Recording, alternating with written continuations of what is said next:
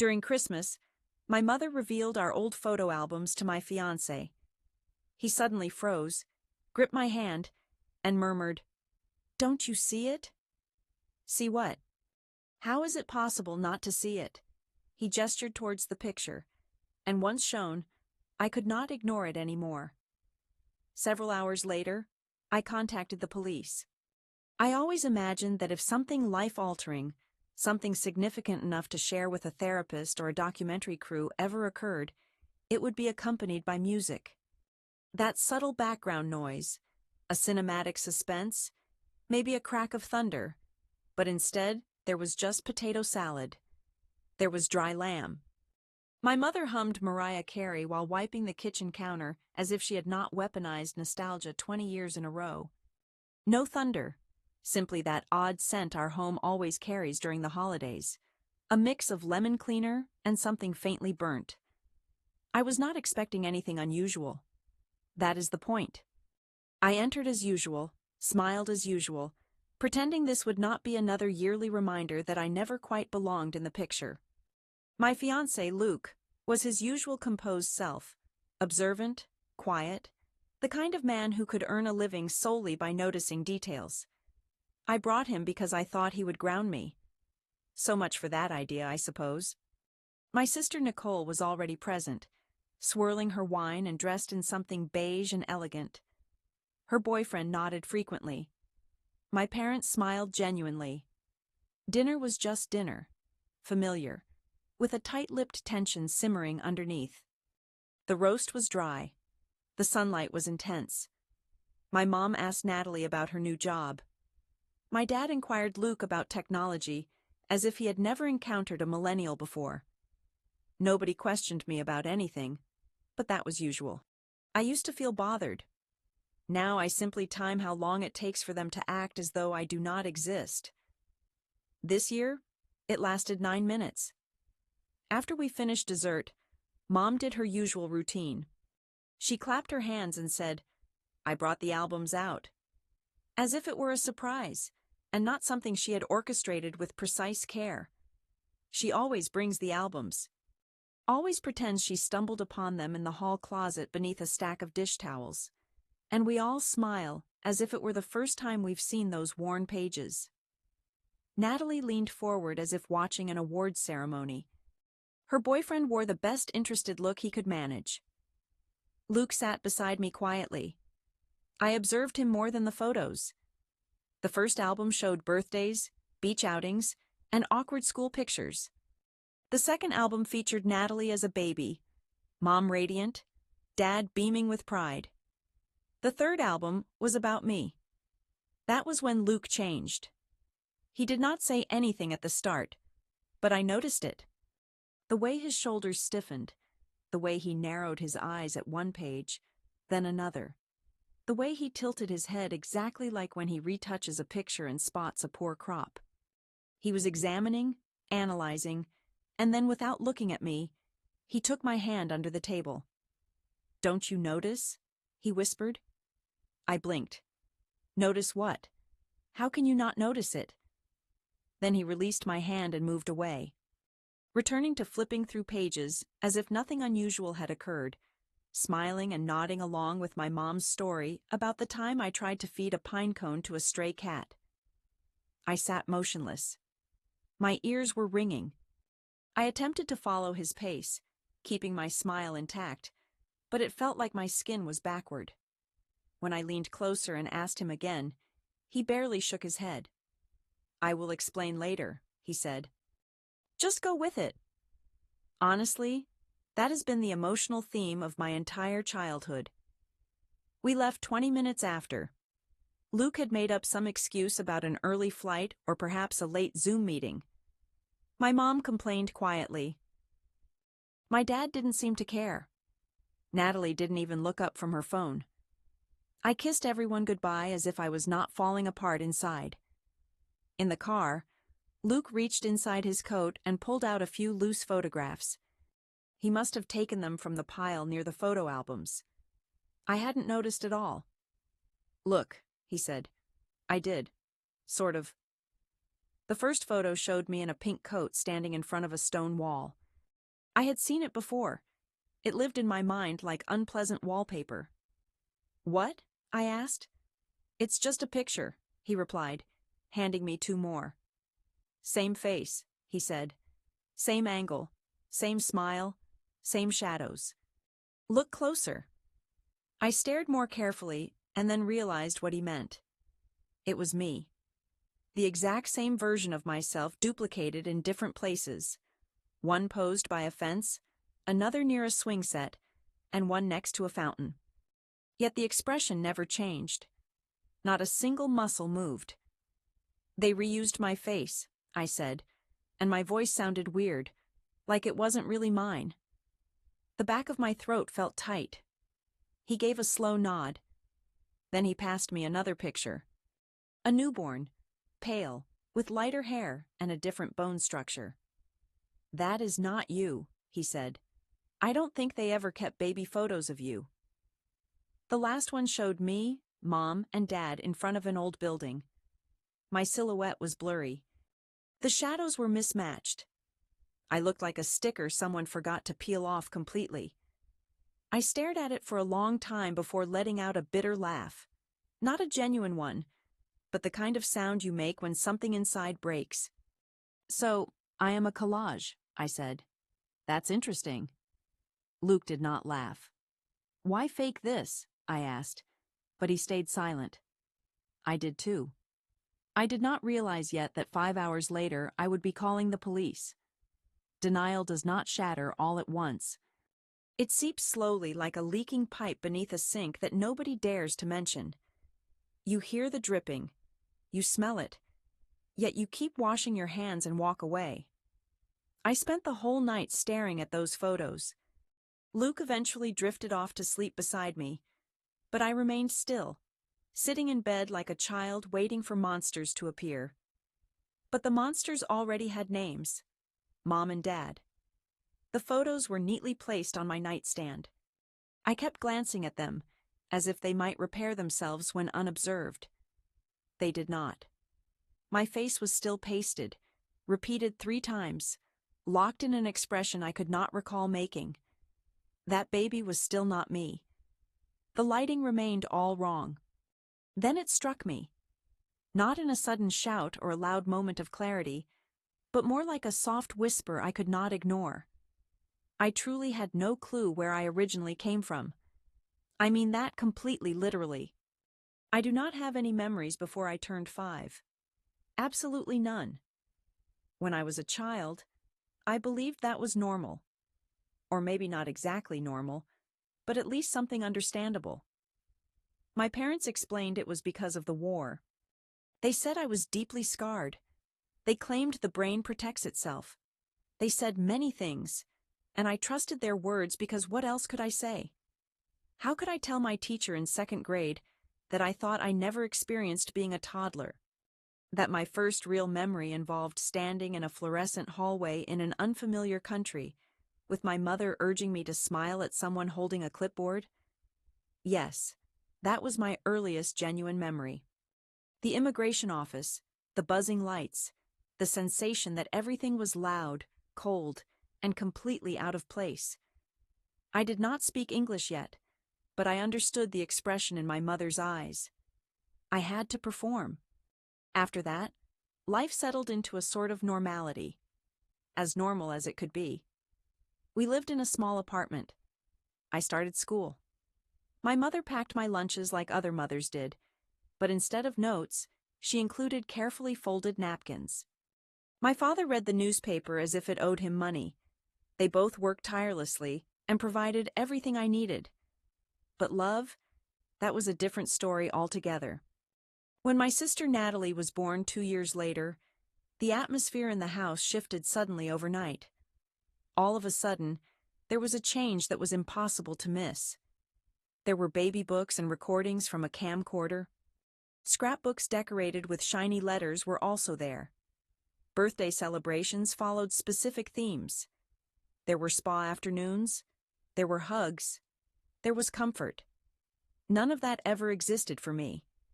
For me, it was always, you are resilient. You are self-sufficient. You never required much. which really meant, we did not provide you with much. I used to convince myself it was because I was the eldest child, because I was the first one, because they were learning as they went. But now, I am not so sure. There were no aunts, no uncles, no cousins. No one ever came to visit from the homeland. We never returned there. My parents said they had no relatives left. It was war, they explained. Everyone was dispersed. I inquired about family once. Luke said it was complex. Nicole changed the topic. Then came the message on Facebook.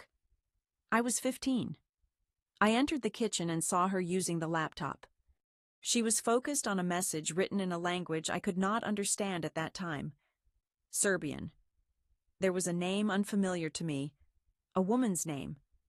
The message had hearts in it. My mother's expression was emotionless.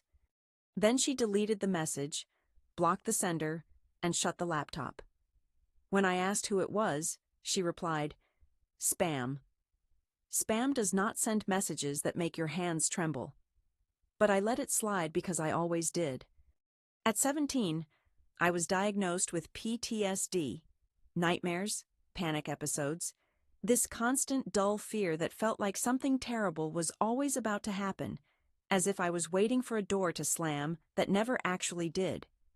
My therapist inquired about the war. I told her I had no recollection of it. She explained that this was likely the reason, yet now I realize I was not afraid of the war itself. I was frightened of her. This realization did not come instantly. It did not strike suddenly. Instead, it arrived in fragments. That evening, as I sat at the kitchen table gazing at the photographs Luke had captured, a memory flickered to life like a beam of light in a pitch-black space. A woman, not my mother nor the one who raised me, but another. Her face was gentle, her eyes dark. She had a scent of citrus. I was holding her hand. Then another woman appeared, also not the one who raised me, someone different. Her voice was soft, her touch tender. I held her hand as well. Shortly afterward, the woman I knew as Mom entered the room. She looked younger and smiled as if she had just arrived. The first woman leaned down and said softly in Serbian, "This is your babysitter." That was when I first encountered her. Another memory flashed through. Me pulling on a coat, crying, saying, "I want Mama," and a hand gripping my shoulder firmly saying, "Do not say that again. If you mention her, you will disappear." Those words have stayed with me now. I did not recall them before, yet they were hidden beneath years of being told to smile for the camera. Then the screaming began. I found myself in a bed, unfamiliar and strange. My legs were kicking, my chest aflame. I was calling for her, the first woman who smelled of citrus, and another voice, cold and harsh, saying, "Enough." I am unsure how long the panic persisted. Perhaps it lasted minutes, or maybe it stretched into centuries. Luke. I was found on the kitchen floor gasping for air, my palms pressed flat against the tiles, as if trying to grasp onto something solid. He attempted to reach out to me, but I flinched away. Instead, he sat down nearby, silent. Somewhere in the midst of this, still lying there with my breath caught in my throat and my vision blurry, I managed to grab my phone and dialed 911. The operator answered on the third ring with, "911, what is your emergency?" My chest felt like it was collapsing. My mouth opened, but no words came out at first. Luke was kneeling beside me, placing one hand on my back as if trying to steady my breathing, like he could hold it in place. Finally, I forced the words out. "I have been kidnapped." There was a pause, sharper now. "Ma'am, are you safe right now?" I hesitated. "I think so. I am at home." "Is the person who took you with you now?" No, it happened a long time ago. I think I just remembered it." Another pause followed, then a change in tone.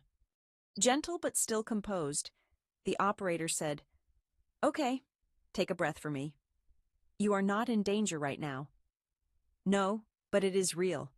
I remember everything now. They were not my parents. Luke reached over and took the phone. Hi, this is her fiancé. She started having a panic attack about 15 minutes ago. She has been uncovering some things. Childhood photos that appear clearly altered, no birth certificates, strange inconsistencies, and she just recalled a vivid memory. She believes she was abducted when she was around 5 years old. This would have taken place 25 years ago outside the United States. The operator stayed calm and asked, I understand. What is your location?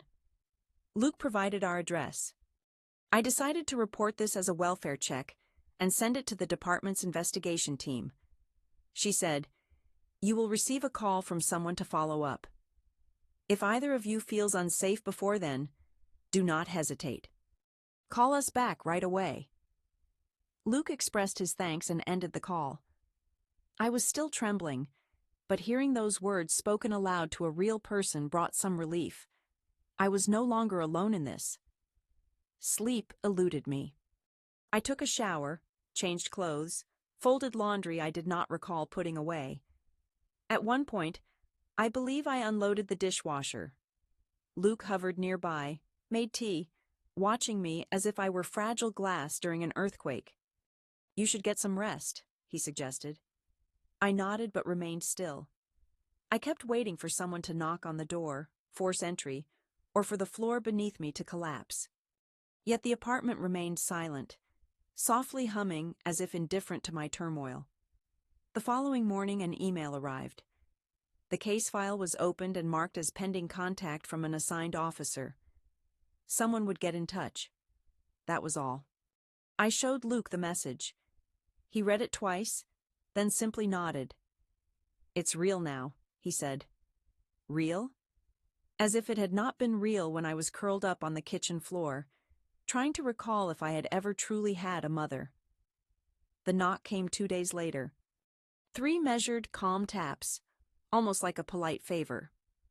I opened the door and saw my mother holding a brown paper bag, as if she were delivering cookies. My father stood slightly behind her, his hands tucked into his coat. Hands in pockets, expression neutral. May we come inside? She asked, already stepping forward. Luke appeared next to me. I nodded slowly and allowed them in. They settled on the couch as if they were visitors. My mother placed the paper bag on the coffee table. I brought some soup you like, the carrot one from when you were unwell that time. That time I was 8 and she told me to stop crying because I wasn't dying. That soup? Thanks, I replied flatly. She smoothed her coat and glanced around the apartment, as if it might help her find the right words. My father remained standing. We spoke to the police, she said finally. They told us you filed a report. I did. She appeared as if she wanted to be offended but lacked the energy. You should have come to us first. Would you have told me the truth? She hesitated, blinked. We didn't want to hurt you. Luke spoke up. So, it's true. My father stepped forward at last. Yes, he said. You are not biologically ours. I exhaled through my nose. Not relief, just confirmation of something I had always known but needed said aloud. My mother nodded. Your mother was very young. She couldn't care for you. She begged us to take you in. Begged? I said she wanted you to have a better life. We were leaving and she stayed behind. It was war. She knew what that meant. So where is she now? My mother folded her hands. We don't know. You never looked? It was complicated. Luke crossed his arms. Why fake the photos? My father did not flinch. We did not want her to feel like she did not belong. So you erased her true life and created a new one? Luke questioned. My mother's voice trembled. You were 5 years old. You cried for her for weeks. It was heartbreaking. But you adapted. You forgot. We believed it was better that way. You could have told me and said what? She snapped. That we took you away from your mother? That you had a past you would never recall? You would have despised us. You think I do not?" Silence filled the room. Then she took something out of her bag. A photo. Me, perhaps 6 years old, holding my father's hand. "This one is real," she said, as if that could make everything right. I did not touch it. They remained standing. My father looked at Luke, then at me. "We did not kidnap you. We saved you." I did not respond. Neither did Luke. And the hardest part was that for nearly 10 seconds I almost believed them. I did not ask calmly. I said, "Tell me her name." My mother blinked as if the question confused her. My father did what he always does. He rubbed his face like dealing with me was exhausting. "You were 5, she said. "Your memories are not trustworthy. Try me." She shook her head. "We did not want to hurt you. You already did." They exchanged glances. Then my father spoke the name like it was a secret confession. Mara Petrovich. No address, no way to reach her, just the name. When I asked for more details, my mother said, "We lost contact. It was war." Right. And apparently war also erases your ability to type a name into a search engine. That night we began our search. Luke was busy on his laptop while I focused on mine. My Serbian is decent enough to chat with older family members about meals, yet researching online proved much more difficult. Mara Petrovic, apparently not a rare name, led us down several fruitless paths. There was a florist in Novi Sad and a retired gym teacher living in Belgrade. Then I stumbled upon a blurry Facebook profile. No smile, no edits, just a woman with dark hair tied back, in her early 50s, faint wrinkles around her eyes, and a face that instantly made my stomach churn. I stared at it silently. Luke leaned closer and said, "She looks like you." I slowly shook my head. No, I look like her. It wasn't a simple similarity, but a deep resemblance that unsettled me. The kind you never notice in the mirror until someone points it out. The same jawline, the same eyes, the identical neutral expression. She hadn't posted anything for months, but her profile mentioned a small town in southern Serbia, the very one I had heard once, when I was about 10, after my mother accidentally revealed it. We sent her a message using Google Translate, which probably sounded stiff and robotic, but Luke double-checked it multiple times. I kept staring at the screen, half expecting a reply right then. "Hello? Your name was given to me. I think I might be your daughter." Then came the wait. She responded the next morning with just one line. "Can we talk?" We arranged a video call. I don't recall agreeing to it. Luke handled all the clicking, and I simply sat there, wrapped in a silence. Wrapped in a blanket, I felt as if I was about to encounter someone from a dream I never realized I had experienced. Then her face emerged. She appeared older than in her profile picture, weary, yet unmistakably herself, just like me. She remained silent at first, only gazing intently. Her hand moved to her mouth as if she needed to hold back something. Finally, she spoke uncertainly. "But now that I see you, I want to say something. Anything." However, the words got caught behind the lump in my throat. "I have been searching for you for 25 years, she said my name. Back then, it was not Isabel, but Melina. I was stunned. Milena did not sound familiar, yet it felt right, like a shoe I had not worn in decades but still fit perfectly. I blinked to stay composed. "Did you give me up?" Her expression faltered, not dramatically like in films, but with a soft collapse. Her mouth opened then closed again. "No," she said firmly. "God, no." She looked away briefly, as if she needed to collect herself, then faced me once more. "You were 5 years old.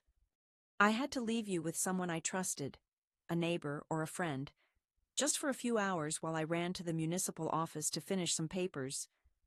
When I returned, you were gone." She paused to breathe. They told me your babysitter left earlier, saying you went with her, but you never came back. Her voice trembled. We searched everywhere. I went to every police station and every camp. I put up flyers. I called shelters. Everyone said children get lost during war. But I knew differently. You were not lost, she said, pausing for a moment. I just did not know where to direct my gaze. I remained completely still. Luke was the one who broke the silence, asking, "Did you ever try to apply to leave?" She gave a slow nod. I was accepted into a resettlement program heading to the United States, where families with children were given priority. I had all my documents prepared. She met my eyes then. But after you vanished, they removed me from the list. Not that I would have left without you. Suddenly a realization hit me stronger than any memory had before. That was the reason. That was why they took me. Why they inserted me into those pictures, as if I were some final key piece. They did not take me out of love. They took me because I helped them escape. We remained silent for some time afterwards. Her eyes were wet and red. Mine probably mirrored hers. Luke remained quiet. He only sat beside me as if attempting to keep the room's edges from falling apart. I never knew where you went, she whispered gently. I thought maybe someone forced you over the border. I thought you might have died. I did not know what to hope for. I found myself at a loss for words facing a woman who lost you. Instead, I said, "They changed my name." Isabel, she repeated softly, as if the word itself caused her pain. My Lena was your grandmother's name. I had no clear expectation of what emotions would stir inside me. Fury? Comfort? Instead, I felt empty, as though someone had taken everything from within, but carefully left the shell intact so I could still function outwardly. 2 weeks later, we stood together at the police station side by side. She wore a dark blue coat. I carried the photographs. The officer recorded our accounts and asked questions I hardly recall responding to. My mother, my biological mother, unfolded a wrinkled flyer from her handbag, the original missing persons report. My name appeared first beneath a blurry image. Milena Petrovic, aged 5, last seen wearing a crimson scarf. This is her, she told the officer. This is my daughter. For the first time, someone else acknowledged the truth. We filed charges, and I stopped pretending that the past was something I owed to anyone besides myself. The case never reached trial. They were proven guilty during the inquiry.